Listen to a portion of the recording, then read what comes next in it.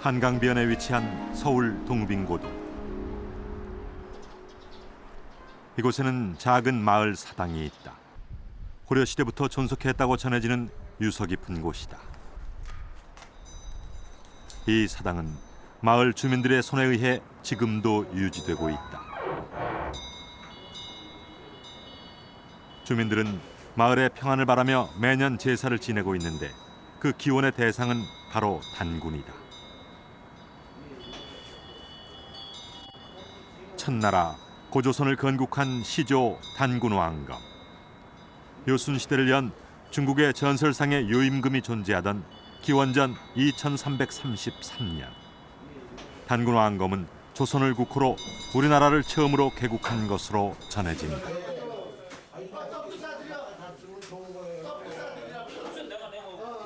음력 3월 15일 사당에는 제사상이 차려지고 마을 노인들을 중심으로 준비가 시작된다. 아니 충분히 사람이 없으니까 이분하고 충분히 없네. 단군에 대한 제사는 본래 정월 초하룻날 지내던 것을 단군 부인의 기일인 음력 3월 15일로 옮겼다고 마을 어른들은 전한다. 유세차 음력 3월 15일 서울특별시. 옛날과 달리 농사도 짓지 않고 마을의 공동 작업도 사라졌지만 사람들은 대를 이어 전승되어 온 이 제사를 계속 이어가고 있다. 마을 주민들은 마을과 집안의 화평을 국조 단군에게 절하며 빌고 있는 것이다. 우리나라의 첫 임금 단군에 대한 기억이 이곳 동네 사람들의 마음속에는 여전히 살아있는 것일까? 사람이 원래가 이렇게 이제 절 먼저 하잖아요. 절 먼저 하고 이렇게 고조선은 이렇게 역사와 전설이 혼합된 채 남아있다. 지금 이 대 뒤에 비는 것은 단군 할아버지의 작은 할머니입니다. 그리고 저 우땅에 큰 할머니를 모셨는데 그 철거되는 바람에 그 옆으로 모신 것이 저것이 큰 할머니예요. 그리고 지금 이 큰 데는 작은 할머니입니다. 그 두 분을 다 모시게 됐죠. 아, 단군 할아버지가 이렇게 이 할머니가 두 분이 네, 있어요? 두 분이 했어요. 여기 판대성이 나와 있잖아요.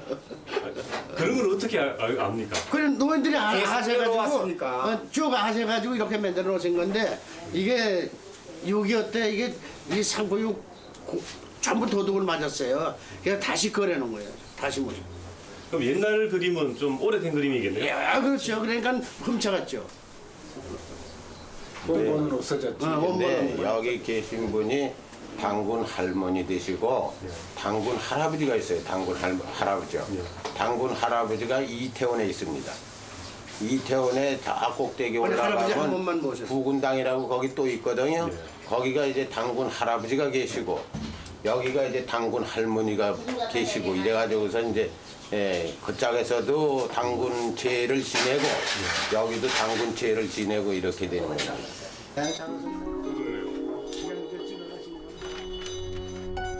단군 조선은 탄생 과정부터 신화적 성격이 짙을 뿐만 아니라 단군이 1500년이나 나라를 다스렸다는 점과 아사달 같은 확인되지 않는 지명들로 인해 여전히 정식 역사 속으로 편입되지 않은 채 남아있다. 그런데 이 중에서 오늘날까지 전해지는 구체적인 지명 하나가 있다.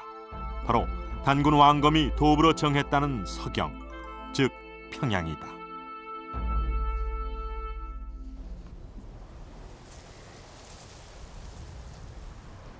평양은 과연 고조선의 수도였을까? 고구려가 두 번째 수도로 삼을 정도로 평양은 고대 중요 도시 중 하나였다.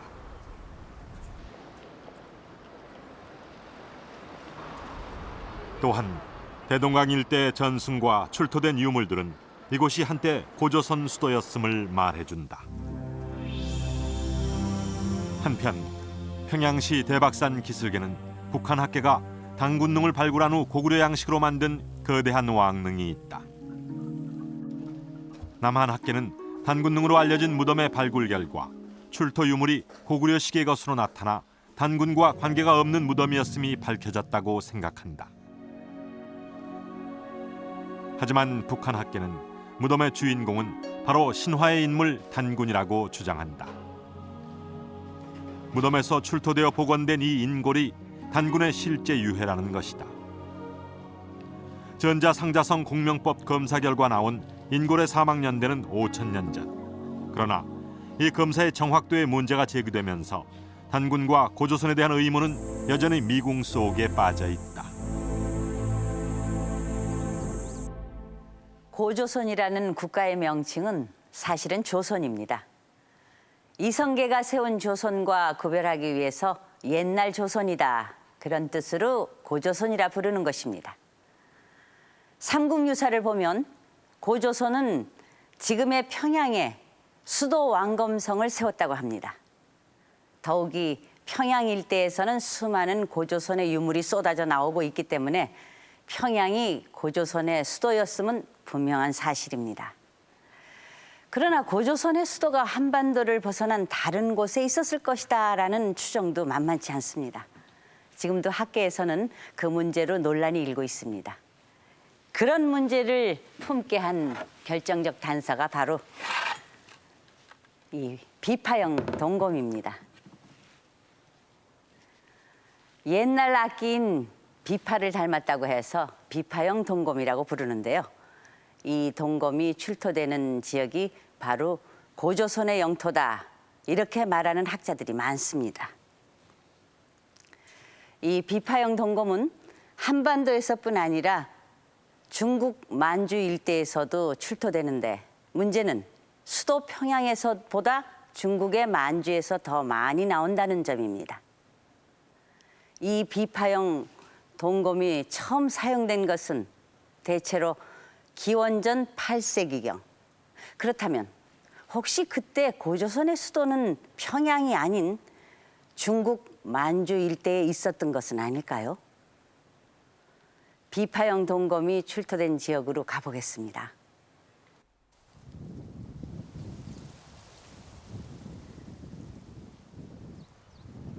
중국 대륙 동북쪽에 위치한 교통의 중심지 조양.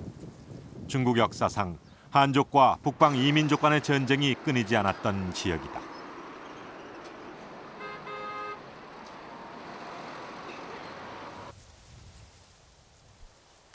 조양 일대에서 비파형 동검이 발굴된 곳은 모두 60여 곳.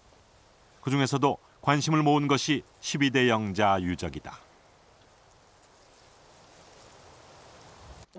12대 영자 유적은 발굴 결과 기원전 8세기경 청동기 유적으로 확인됐다.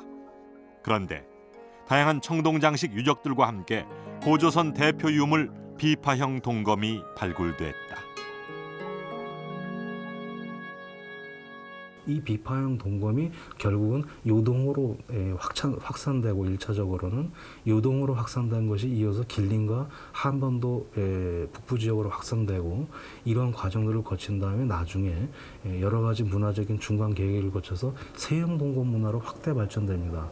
그래서 그런 의미에서 우리가 고조선, 내지는 고조선 문화를 얘기할 때 유독 비파형 동검에 대해서 관심을 많이 기울이게 되는 것입니다.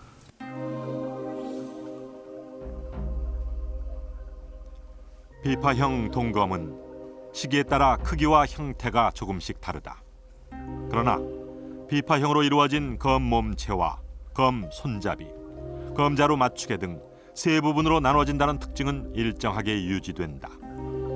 검 손잡이 부분을 조립식으로 구성한 것이다. 비파형 동검은 다른 어떤 유물보다도 일단 이 주변의 다른 동검과는 달리 검신과 검 손잡이를 따로 제작해서 조립하게 돼 있다는 그런 특징을 가지고 있습니다. 그래서 이러한 그 제작 습관을 고수한다는 것 자체가 굉장히 특별한 그 문화적인 아이덴티티가 될 수가 있는 것이죠. 기원전 8세기 무렵 동아시아에서의 종족과 문화를 구별짓는 기준이 바로 청동검이었던 것이다. 그렇다면 초기부터 후기까지 다양한 종류의 비파형 동검이 출토된 조양은 고조선과 어떤 관계가 있을까? 그동안 조양 일대는 고조선이 아닌 북방 유목민족인 산융 동호의 본거지로 알려져 있었다. 처음에 이 지역에 비파형 동굴이 나왔을 때 그것을 유목민족인 동호의 꽃으로 본 학자들이 있었습니다. 지금은 많은 학자의 연구 결과 이것은 예맥계, 결국 고유선계 그 문화로 바뀌었습니다. 그런 중요한 이유는 여기 대능아 상류 지역에 이제 초원이 연결되는데 그쪽은 유목 지역이지만 여기는 전부 다 농업 지역이고 이 비파형 동굴뿐이 아니라 여기서 나오는 같은 질그릇이라든지 이런 그 문화 갖춤새가 장기간의 그 농업 지역인 것을 증명했기 때문에 이것이 그 비파형 동굴의 이런 문화가 유목 민족의 것이 아니고 정착 농경민 바로 고유선 문화로 바뀐 것이죠. 비파형 동검은 만주 일대 곳곳에서 확인된다. 심양 정가자와 유적. 이곳에서 청동 부장품과 함께 비파형 동검이 출토됐다. 고조선은 요소 지역 조양에서 심양 요동 지역 일대에 그 세력을 형성하고 있었던 것이다. 비파형 동검을 따라가 보면 서쪽으로는 요동 벌판을 지나 멀리 내몽고 지역까지 가게 되고요. 북쪽으로는 길림, 장춘 지역까지 가게 됩니다. 그래서 중국 만주 전역이 고조선의 영토가 아닌가 이런 추정이 가능해집니다. 또 여기를 보시면 평양 지역, 만주 일대, 또 요소 지역 이런 데서 비파형 동검이 많이 나왔죠. 이 세 군데가 모두 매우 중요한 지역으로 생각이 됩니다. 하지만 비파형 동검이 많이 나왔다고 그곳을 고조선의 수도일지도 모른다. 이렇게 함부로 말하기는 또 어렵습니다. 아무리 비파형 동검이 중요한 고조선의 유물이라고는 하지만 유물 한 가지만 가지고 수도를 알 수는 없는 것이겠죠. 그리고 이것은 고조선 시기의 무덤으로 알려진 고인돌입니다. 물론 고인돌은 프랑스나 영국, 인도네시아 등에도 있지만 세계적으로 고인돌이 가장 많은 곳이 우리나라입니다. 이 고인돌이 중국에서는 만주 지역에만 있고 다른 지역에는 거의 없습니다. 중요한 고인돌은 한반도와 만주 지역에만 발견된다고 할 수 있습니다. 고인돌이 있는 곳을 찾아가면 초기 고조선의 도읍지를 만날 수 있을까요?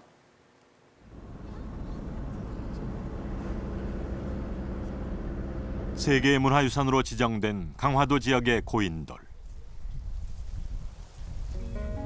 이곳 고인돌은 대부분 덮개돌을 고임돌이 받치고 있는 북방식, 즉 탁자형 고인돌이다. 덮개돌이 땅 위에 붙어있는 남방식 고인돌과 양식을 달리한다. 이런 고인돌이 만들어진 시기는 대부분 청동기 시대이다. 그다음에 고인돌을 발굴해 보면 실제로 고조선의 표지 유물이라고 이야기하는 그 비파형 동검이나 미송리행 토기 있는 그 유물들이 직접 나오고 있습니다. 그 고인돌 무덤에서. 그렇기 때문에 고조선 시기의 그 무덤이라고 우리가 일반적으로 이제 이야기를 합니다. 고인돌에 대한 조사가 활발한 곳은 북한 지역. 북한 학계의 대대적인 조사에 따르면 대동강 유역에만 1만 기가 넘는 고인돌이 존재한다고 한다. 특히 이런 고인돌에서 다양한 종류의 청동기 부장품이 발굴돼 고조선을 이해하는 중요한 자료가 되고 있다. 단군등을 발굴하고 평양 일대에서 고조선 관계의 유적들이 어떤 것인가.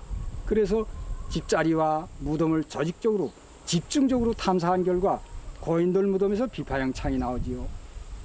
좁은 어땅검이 나오지요. 청동 방울, 청동 교예, 청동 활처 막 드러납니다. 거기 고인돌 주민들이 살던 집터자리인 팽이그릇 집자리에서도 거기 나오거든요. 비파형 창고. 거기 뭐 벌써 남양 유적에서도 나오고 평양시 그 주변 표대 유적에서 나오고. 그러니까 고인돌 주민들이 살던 집터자리인 팽이그릇 집자리와 그 주민들이 묻힌 무덤인 고인돌 무덤은 이거 틀림없이 고조선 유적이로구나 하는 걸 확증을 했습니다. 그렇다면 고인돌과 고조선의 수도는 어떤 관계가 있을까? 학자들은 그 조성에 엄청난 노동력을 필요로 하는 대형 고인돌에 주목한다. 사적 137호 강화 고인돌. 덮개돌의 길이가 6m가 넘는다. 들판 한가운데 단독으로 서 있는 이런 대형 고인돌에 묻힌 사람은 어떤 사람들일까? 북한 학계는 이렇게 해석하고 있다.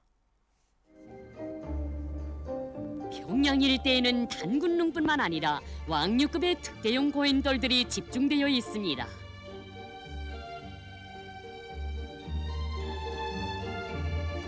뚝공돌 한 개의 무게만 해도 80톤 내지 120톤. 이런 류형의 무덤들은 고대 사회에서 권력과 재부를 독차지한 권력자들의 무덤이었습니다.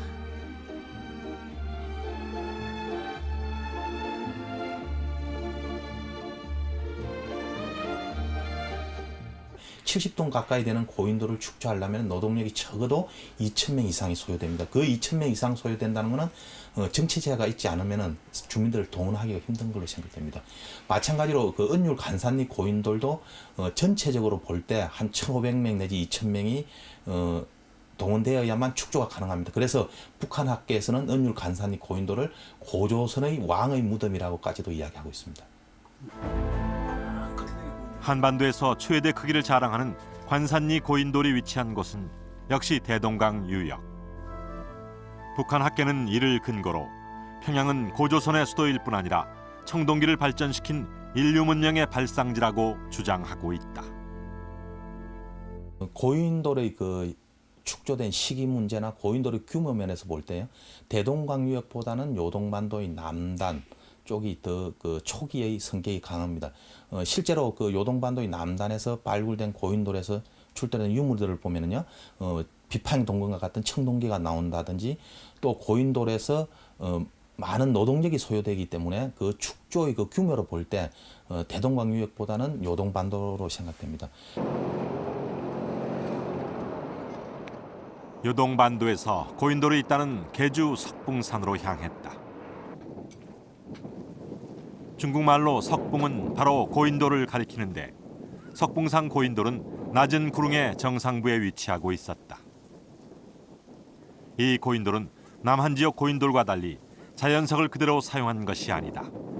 사람이 도구를 이용해 잘 다듬은 흔적이 보인다.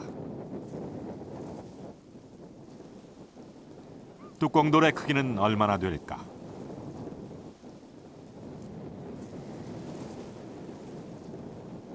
확인 결과 뚜껑돌의 길이는 8.6m, 폭이 5.6m.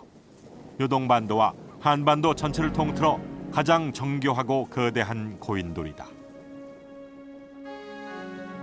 뚜껑돌을 받치고 있는 기둥 또한 내부에 재단이 들어갈 정도로 크고 잘 다듬은 돌을 사용하고 있어 마치 하나의 석조 건축물을 보는 듯하다.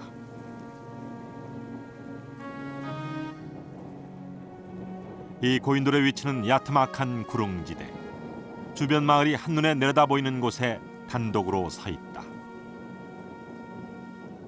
이 고인돌의 경우는 우리가 강화도에서 보는 그런 고인돌과 달리 정교하게 이렇게 다듬었습니다. 대피질한 것처럼.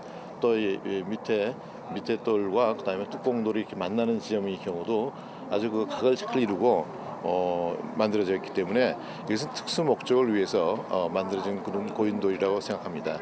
그래서 이런 것은 대개 제사나 또 일종의 신전적인 기능을 하는 그런 그 고인돌이기 때문에 이렇게 정교하게 다듬어서 만든 것 같습니다. 지금도 마을 주민들은 고인돌을 찾아와 향을 피우고 소원을 빈다. 마을의 사당과 같은 역할을 하는 것이다.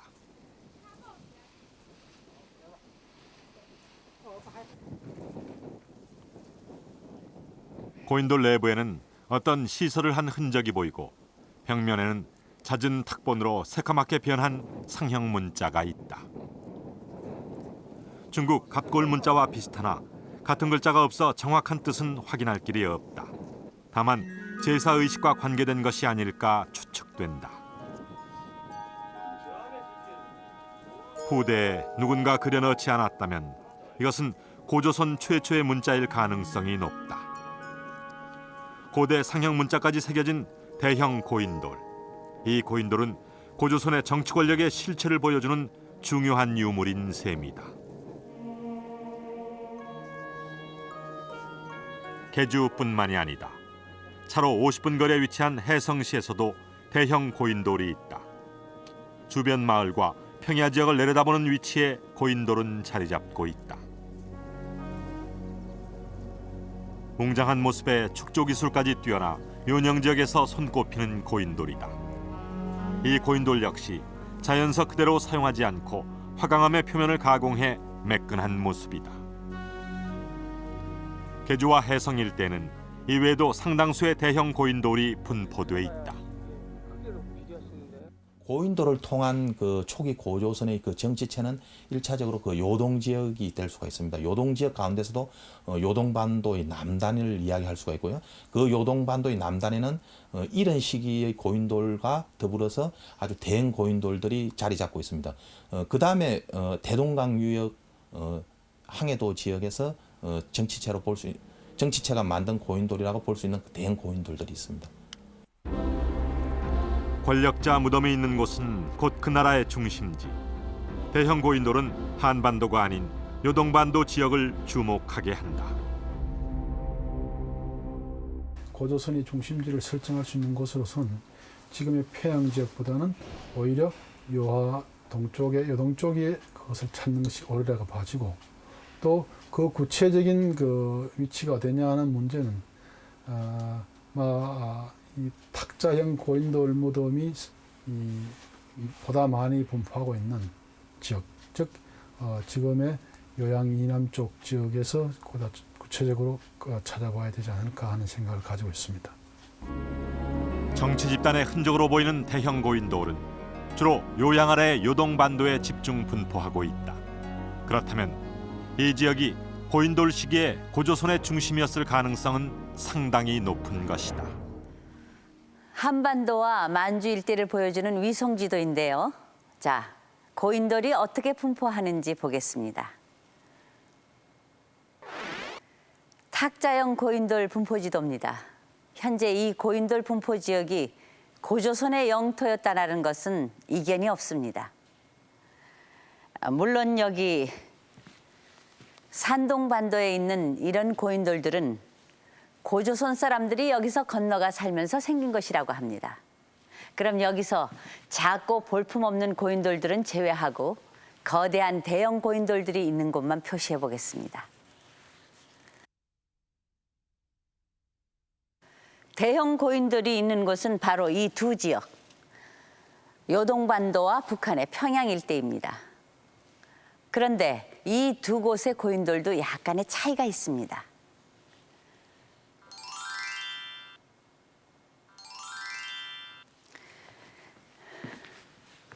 어느 쪽이 더 멋있어 보입니까? 요동반도의 고인돌은 북한 지역의 고인돌보다 인공적으로 더 잘 다듬어져 있습니다. 중국 학계에서는 이런 고인돌들이 기원전 10세기 이전에 세워졌다고 합니다. 기원전 10세기면 철기가 나오기 전인데 무슨 도구를 사용해서 저렇게 돌을 매끈하게 다듬었는지 궁금하군요. 요동에 있는 고인돌은 평양에 있는 고인돌보다 만든 시기도 빠르면서 더 세련된 모습입니다. 이런 이유로 요동반도에 고조선의 초기 수도가 있었다는 주장이 나오고 있는 거죠. 정말 그런 것인지 중국 역사서에 나오는 고조선 관련 기록을 샅샅이 검토해 보기로 했습니다.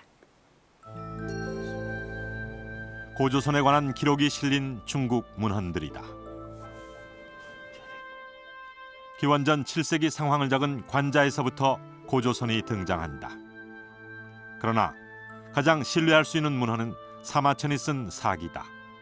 고조선 멸망한 직후에 쓰여진 당대 기록이기 때문이다.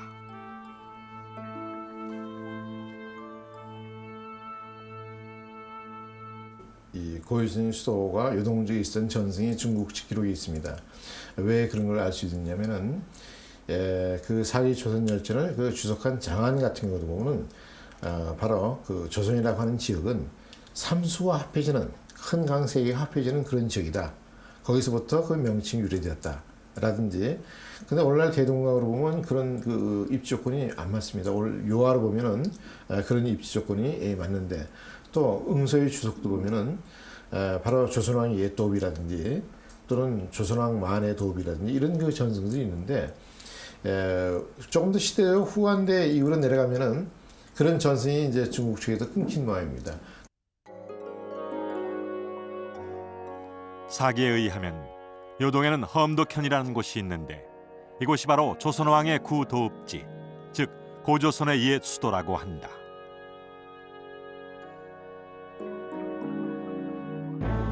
이런 내용은 한서 지리지에서도 확인됐다.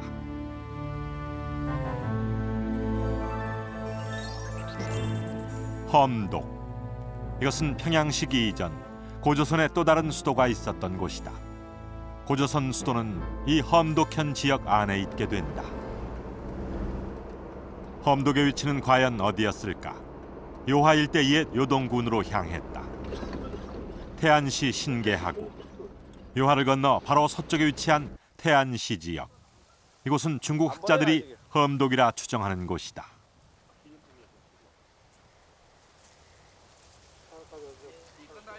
너른 벌판에 토성의 흔적이 남아있다.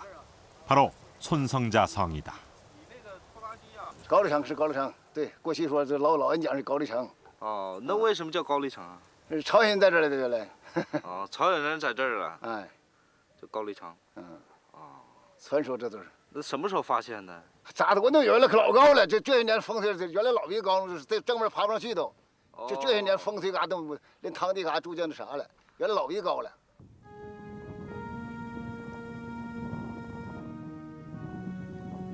주민들이 고구려 성이라 부르는 손성자성. 중국 학계는 험독현의 옛 성 중의 하나로 보고 있다. 지금도 성터에서는 기와 조각과 전돌 등이 쉽게 발견된다. 그런데 이 기와는 대부분 한나라 기와와 고구려 기와로 고조선과 관련된 흔적은 찾을 수 없었다. 여기가 고조선의 그 중심 수도라고 보기는 좀 어렵겠습니다. 그러니까 수도는 좀 이 서쪽에 가야 될 텐데 그 단서가 여기에 있는 것이죠. 그리고 이 고조선의 경우도 후대의 전략적 요충지라고 하는 것은 고대에도 마찬가지입니다. 고조선도 서쪽 그 중원 세력들과 끊임없이 그 투쟁을 하였기 때문에 여기가 바로 요하를 바로 건너자마자 가장 높은 그 구릉에 위치하는 것이기 때문에 바로 그 고조선 시대도 여기 중요한 군사적 거점이 있지 않았을까 이렇게 생각할 수 있습니다. 중국 학자들이 험독으로 지목한 이곳이 고조선의 수도가 아니라면 어디에서 찾아야 할까? 그 중심 도성은 제 개인적인 생각이 되면 요하 이동 천산 이서의 어디 지역으로 생각됩니다. 그것은 그 당시의 그 문헌 기록을 쭉 검토해 보면은 그쪽 지역에 고조선 중심이 있어야지 그 기록이 다 타당성이 있기 때문에 또 위치로 보더라도 이 천산명이 쭉 그 요동벌판을 향하고 있습니다. 그러니까 도성을 지으려면 바로 배후에 산이 있어야 되고 앞에 강이 있어야 되고 평야가 있어야 되고 또 적군을 막을 수 있는 그런 위치에 있어야 되기 때문에 바로 그 요하 이동 천산 그 이서의 그 사이에 저희가 이제 그 고고학적인 조사를 많이 하면은 그 당시에 수도를 찾을 수 있을 걸로 기대합니다만 다만 현재 그런 지역들이 모두 다 대도시화 돼가지고 정말 그 어려운 점이 있습니다.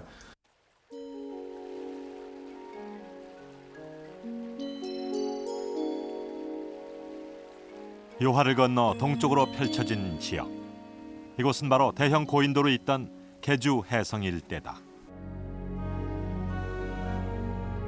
북한 학계의 주장에 따르면 부수도, 즉 제2의 도시가 개주시 일대에 있다고 한다. 신채호의 조선사 연구초에는 해성 부근이 고평양, 즉 고조선의 옛 수도라고 지목하고 있다. 요동평원의 동쪽 끝에서 너른 요동평야를 바라보며 자리한 도시 해성. 그리고 해성 바로 밑에 있는 개주. 이 두 도시는 모두 요하를 서쪽의 자연 방어선으로 삼고 있다. 또한 뒤쪽으로는 천산 산맥이 둘러싸고 있다. 앞쪽에 요하를 자연 해자로 삼고 뒤에는 높은 산에 의지한 최상의 지리적 조건을 갖추고 있다. 그러나 지금 해성과 개주는 현대적 도시화가 진행돼 이곳이 옛 요동군 험독이었다는 증거는 찾을 길이 없다. 광활한 요동 벌판을 앞에 두고 뒤로 천산산맥의 험준한 지세에 의지한 이곳이 정말 고조선의 수도가 있던 곳일까? 청나라 초기 지리지인 독사 방역이요. 고조선의 수도가 있었다는 험독의 위치를 찾기 위해 다시 중국 문헌을 검토하던 중 이 책에서 또 다른 단서를 찾을 수 있었다.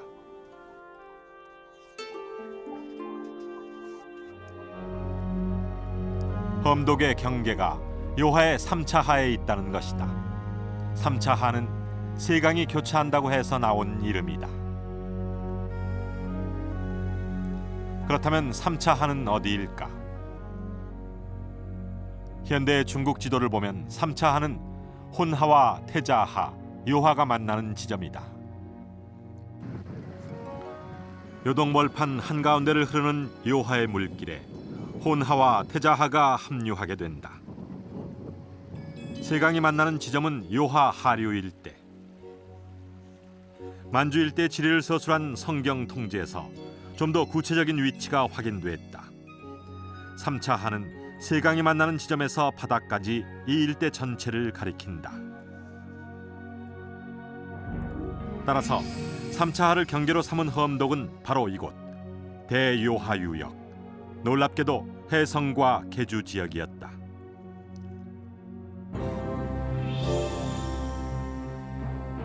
첫나라 고조선.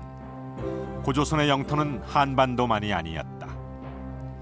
요동의 계주 해성 일대에 수도를 두고 요동 벌판과 요소 지역까지 지배했던 것이다.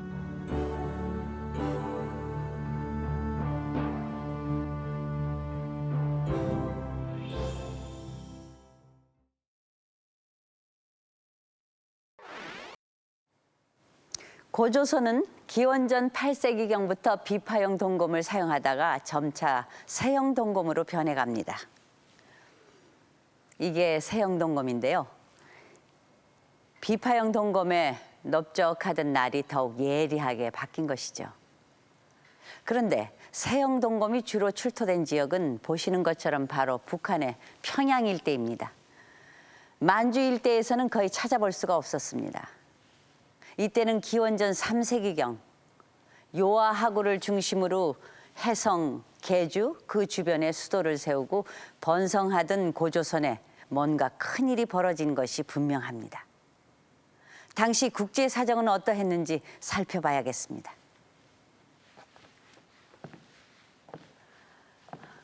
이때 중국은 춘추 전국 시대였습니다. 좀 더 자세히 말하면 강성한 7개의 나라, 즉 전국 7웅이 서로 전쟁을 벌이던 전국 시대입니다. 이곳은 공자가 살았던 노나라, 그리고 제나라, 그리고 나중에 중원을 통일한 진시황이 등장하는 진나라입니다.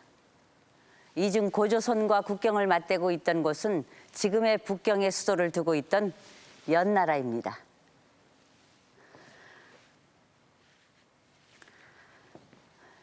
이건 당시의 연나라 유물들인데 이런 청동제기들은 제사를 지낼 때 쓰던 것들이고요. 이쪽 유물들은 바로 연나라의 무기입니다. 사실 이때 중국에서는 이미 철기가 사용되고 있었는데 무기는 여전히 청동기였습니다. 고조선에 세형동검이 등장하기 시작할 때 연나라에서는 이런 칼로 전쟁을 했군요. 증원에 패권을 놓고 하루가 멀다 하고 전쟁을 벌이던 연나라. 그 연나라가 피해갈 수 없었던 한판 승부. 그것이 바로 고조선이었습니다.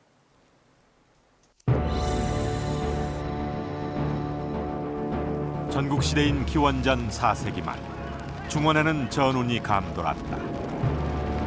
연나라가 전국 7웅 중 하나인 제나라를 진공해 70개 성을 빼앗으며 중원의 강자로 급부상하기 시작한 것이다. 기원전 4세기경에 그 당시 동북아시아 질서를 보면은 중국의 여러 제후국과 마찬가지로 그 조선도 상당히 강했다고 봅니다. 뭐 우리 상상을 못할 정도로 강했던 조선이라고 저는 봅니다. 자세히 그렇게 보면은 그 중국 삼국지 동이전 그 한전에 나오는 대로 중국의 이 전국 시대의 5국이 그러니까 조나라, 연나라, 그 제나라, 중산국, 한나라 이 5국이 서로가 상왕을 하니까 조선도 왕을 칭했다고 그랬거든요. 당시의 사정은 위략에 자세하게 기록돼 있다. 연나라가 스스로를 왕이라 칭하자 고조선 역시 독자적인 왕국임을 천명한다. 더욱이 이에 그치지 않고 연나라를 침공하려는 계획까지 세웠다. 이 고유선이 처음에는 전국치는 연나라보다 좀 더 강성했던 것 같아요. 위락이라는 기록에 보면은 먼저 그 연나라를 치려고 했는데 그 대부례가 말려가지고 치지 않았다 이런 얘기가 있는데 당시 연나라가 전국 친흥 중에서는 5번째나 6번째쯤 되는 나라지만은 실제로 강병 30만을 동원할 수 있는 큰 나라인데 그런 나라가 비등한 그 상태에 있었어요. 고조선이 선제 공격하려 했던 연나라. 기원전 11세기부터 연나라는 수도를 지금의 북경에 두고 있었다. 당시의 연나라 수도 이름은 계성. 지금도 그 성문, 즉 계문자리가 북경에 남아있다. 3000년 전에 이미 대규모 성문을 갖춘 도성이었다. 연나라의 국력은 북경 아래 연하도를 새로 건설하면서 비약적으로 발전하기 시작한다. 그때가 기원전 4세기 말. 연하도는 거대한 외곽성으로 둘러싸여 있는데 비록 흙으로 만든 토성이지만 판축 기법을 사용해 마치 벽돌을 쌓은 것 같이 견고하다.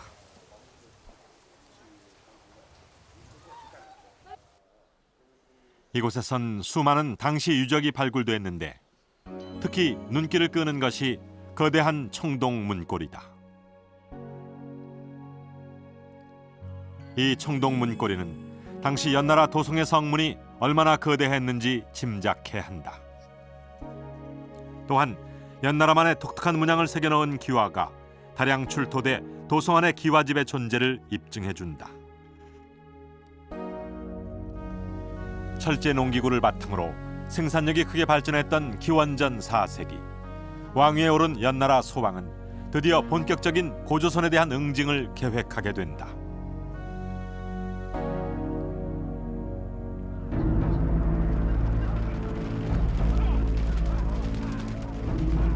제나라를 제압하고 힘을 키운 연나라의 소왕은 기원전 300년 무렵 장수 진계를 앞세워 드디어 고조선을 응징하게 된다. 연나라 장수 진계라고 하는 사람이 연장 진계로 나옵니다. 연장 진계가 조선을 칩니다. 근데 우리나라 역사상 가장 이런 시기에 가장 큰 전쟁이었을 겁니다. 우리는 지금 연소왕 때의 진계 동벌이 조선 정벌을 우리 거의 모르고 있는데요. 우리 역사상 상당히 중요한 의미를 가지고 있습니다. 연나라 장수 진계가 먼저 택한 상대는 북방의 동호. 역사서는 연나라가 동호를 천리 바깥으로 내몰았다고 전한다. 지금도 그 흔적은 남아있다. 동호와의 1차 전쟁에서 승리한 연나라는 그 자리에 대규모 장성을 쌓게 된다. 그러나 지금은 성벽이라고 보기도 힘든 흙더미와 돌무더기만 희미하게 남아있다. 진계가 동호를 천리 바깥으로 물리쳤다. 그러면서 군을 설치하고 쭉 장성을 쌓는데 바로 이것이 그 유지라고 볼 수 있습니다. 비교적 지금 남은 연장성 유지가 잘 남아있는 흔적이 별로 없는데 여기가 그래도 비교적 잘 남아있고 지금 보는 바와 같이. 연나라가 이 지역에 장성을 쌓은 이유는 무엇이었을까? 그것은 동호의 재침략을 막아 다음 전쟁에서 총력전을 펼치기 위한 준비 작업이었다. 어떻게 보면 조선을 치기 위해서 그 후방의 우리를 걸기 위해서 동호를 먼저 치고 왜냐하면 이 막북 지역은 큰 뭐 생산량이 있는 데가 아니기 때문에 바로 그 요소 요동의 그 넓은 평야를 치는 것이 이제 옛날에 주 목적이었으니까 그 전에 동호를 이제 치기 위해서 치고 그다음에 주력 조선을 친 것이죠. 동호와의 전쟁에서 승리하고 북쪽 천리를 확보한 연나라가 고조선의 영토로 몰려들었다.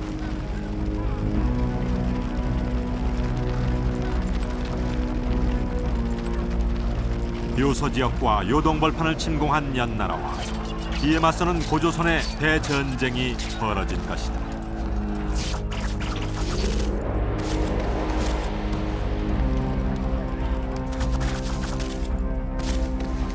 기원전 300년 무렵의 일이다. 그러나 전쟁은 연나라의 승리로 끝이 났다. 고조선의 손실은 엄청난 것이었다. 고조선의 서쪽 이천리를 빼앗은 연나라는 만번한 지역을 고조선과의 국경으로 삼았다고 한다. 중국 학계는 이 만번한을 지금의 청천강으로 보고 이때 고조선이 요동에서 사라졌다고 주장한다. 만번한은 그 문현과 번한년을 연칭했는 것이 이 만번한이라고 봐집니다. 문현의 위치는 지금의 계주 지역으로 보는 데에서는 이론이 없는 걸로 알고 있습니다. 그러면 번한년이 어디냐 했을 때 문현과 번한년은 서로 인접한 지역으로 상정이 되집니다. 그렇다면 번한년의 위치도 청천강 유역에 찾기보다는 오히려 요동지역의 요동반도 쪽에서 찾는 것이 옳으라고 봐집니다. 번한년은 성경 통지에 의하면 대체로 지금 해성 지역으로 봐집니다.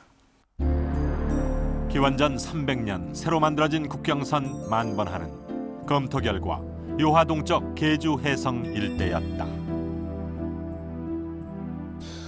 그 결과 중심지를 요동지역 대동강으로 옮겼을 뿐만 아니라 중국 직기록에 보면은 바로 조선이 서쪽 땅 이천리를 잃었다. 요동반도에 수도 왕검성을 두고 광활한 요동평원과 요서 지역을 다스리던 고조선. 국경이 수도 근처로 좁혀들자 고조선은 한반도 내부 평양 왕검성으로 전도한다. 고조선의 평양 시대가 시작된 것이다. 고조선의 시련은 여기서 끝나지 않았다.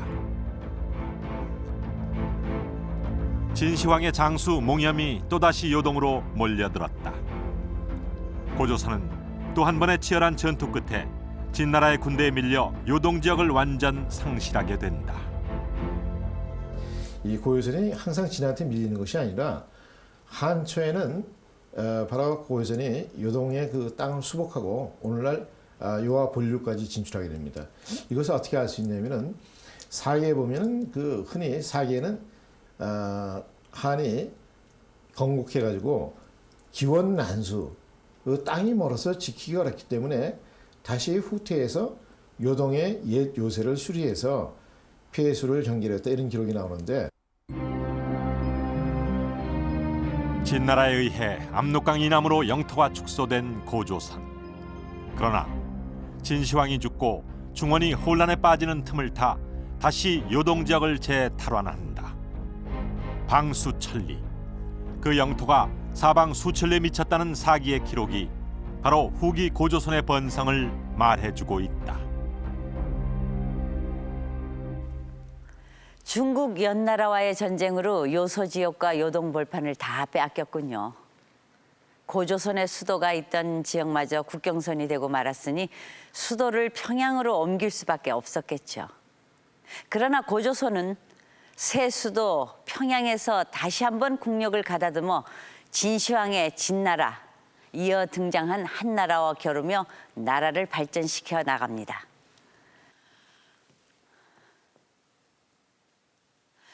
이것은 고조선의 마차입니다. 평양 지역 고분에서는 마차의 여러 부품들이 출토되었습니다. 마차의 손잡이 부분은 이런 모양으로 만들어졌고요. 사람이 타는 수레 복판에는 햇빛을 가리는 우산을 세웠습니다. 여러 청동 부속품들로 마구를 장식합니다. 이렇게 정교하고 화려한 청동 부품들로 장식된 마차가 고조선의 후기 수도 평양거리를 줄지어 다녔을 것입니다. 이 마차는 바로 고조선 국력의 상징이었습니다.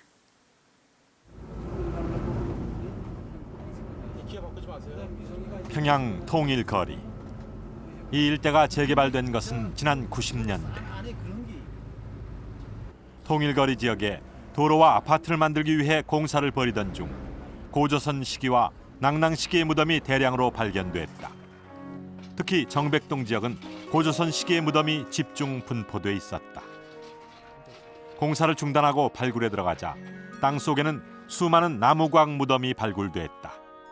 이 무덤은 고인돌이 쇠퇴한 기원전 3세기 이후 새롭게 나타나는 고조선의 무덤 양식이다. 무덤 속에는 여러 가지의 유물들이 부장돼 있었다. 청동 거울을 비롯해 날이 고든 세형 동곰이 출토됐다. 그리고 마차에 사용됐던 대형 우산, 즉 일산이 출토됐다. 이 지역 800여 기 초기 나무광 무덤 중 남자 무덤에는 모두 마차 부속구가 나왔다고 북한 학계는 보고하고 있다. 출토된 마차 부속구는 마치 오늘날의 기계 부품 같은 정교한 형태이다. 어떤 청동 부품에는 금도금까지 되어 있는 형편이다. 이는 고조선 시기에 마차가 광범위하게 사용됐다는 증거다. 이게 지금 둥그스름하게 보이지 않습니까? 본래 모양을 복원하면 직경이 약 1.6m 가량 됩니다. 직경이요? 네, 1.6m고 이 바퀴 쌀은 이게 1.6m로 볼 때 살은 24개 가량 있었던 것으로 아마 수레의 바퀴치고는 상당히 이게 큰 걸개입니다. 이 바퀴가 1.6m쯤 되는 경우 그 바퀴를 달고 다니는, 굴리면서 다니는 수레가 어느 정도 크겠는가 하는 거는 아마 짐작할 수 있을 겁니다.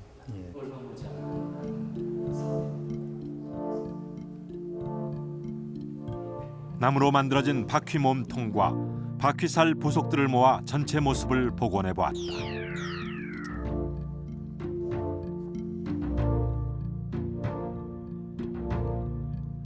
그런데 마차 부속구 중에는 형태가 특이해 쓰임새를 짐작하기 어려운 것들도 있다. 이 청동기는 어디에 쓰는 것이었을까? 예, 이 이평동기는 삿갓 모양처럼 생겼다고 해서 삿갓형 청동기라고도 하는데요. 수레에 그 사람이 탔을 때 그 수레 기둥에 세우는 장식입니다. 중국에서는 이런 모양의 수레 장식이 출토된 예가 전혀 없고 우리나라에서 고조선 지역에서만 출토되는 고유한 청동기입니다. 정교하게 청동을 다듬어 지금도 반짝이는 삿갓형 동기. 마차를 화려하게 꾸미기 위한 것이다. 수레 부속은 모두 청동으로 제작됐다. 가운데 구멍이 뚫려 있는 이 권총형 동기는 매우 독특한 양식이다. 마차의 어느 부위에 사용된 것일까? 이러한 의문을 풀기 위해 일본 와세다 대학 고고학 연구실을 찾았다. 고대 마차에 대한 연구의 권위자 오카우치 교수. 그는 1960년대부터 이 고조선 마차에 대해 주목했다. 平壌周辺で出ているようなバグ、拳銃型だとか、笠頭のその円筒形土器だとか、お辻型と書きますが、オルチヒョンというふうに呼んでいますが、お辻型銅器とかいうふうなものは、残念ながら中国では全然発見できませんでした。これはだから、馬車のアイデアというのはおそらく中国から入りますけれども、この部品を作っていろいろすること自体は、平壌周辺で独自に行ったことだというふうに考えています。この論文を書いてからすでに40数年経っていますけれども、今でもこの中国で同じ英史朝鮮時代と思われる馬車部品が出た例は一例もありません。乗る時の棒が入ります。 오카우치 교수는 고조선에서 독자적으로 만든 청동 부품 권총형 동기의 사용 방법을 자세히 알려주었다. ここにこう木でつないだ跡があります。で元はだからこうつながっているというふうに。そして馬車をこう右へ行く時には右を引っ張る。そうすると2頭とも右を向きます。 당시 말 고삐줄이 지나가면서 다른 흔적이 역력한 권총형 동기. 권총형 동기는 말 고삐줄이 통과해 말의 움직임을 잘 조종하기 위해 고안된 독특한 부속품이었다.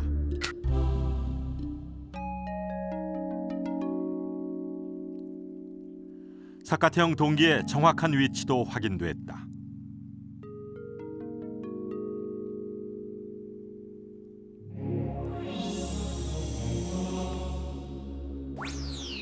수레의 사방 모서리가 청동기로 장식됐다.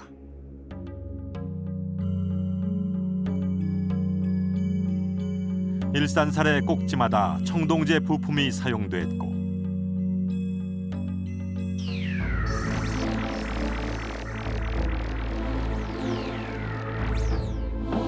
마차마다 말 2마리가 연결됐다.